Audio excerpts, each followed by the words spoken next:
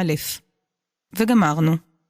אין לי כבר כוח, אני כל כך מחכה לחופש. לא נורא, עוד 2 בחינות וגמרנו. דנילה, תאכל את הבננה לא רוצה. עוד ביס אחד וגמרנו. למה את פוחדת לברר את הציון שלך? תשאלי את המזכירה וגמרנו. ב', עבר ביניהם חתול שחור. את נוסעת לבד? הרי תמיד נסעתם יחד לחופשה. השנה לא. מה קרה? עבר ביניכם חתול שחור? ראש הממשלה מסרב להיפגש עם שר האוצר. עבר ביניהם חתול שחור. ג', עשו יד אחת נגדי. היא לא קיבלה את המינוי? הרי היא הייתה מרצה מצטיינת. היא אומרת שכל הקולגות שלה עשו יד אחת נגדה, אז לא נותנים לה מינוי קבוע. הפרנואיד הזה מרגיש שכולם עושים יד אחת נגדו ושמים לו רגל.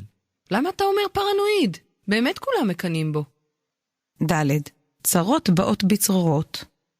זרקו אותו מהעבודה, גנבו לו את האוטו, ועכשיו מתברר לו שלאשתו יש רומן מהצד עם הבוס שלו.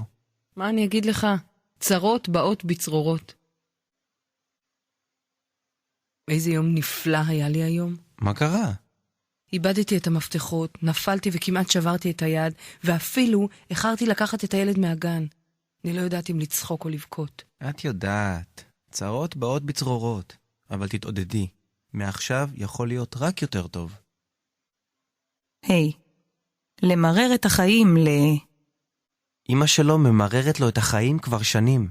הוא צריך ללמוד מה שהיא רוצה, להתלבש כמו שהיא רוצה, ולגור קרוב אליה. אני לא מבינה, למה הוא מסכים לזה? אחרי 7 שנים שהבעל שלה מרר לה את החיים, היא החליטה להתגרש. השכנים מעלינו ממררים לנו את החיים. מוזיקה רועשת באמצע הלילה, זבל בכל מקום, צעקות כל היום. אנחנו חושבים ברצינות לעבור דירה. ו', במקרה הטוב. הפקקים האלה, מה יהיה? ההצגה מתחילה בעוד 5 דקות. במקרה הטוב נגיע לחצי השני של ההצגה.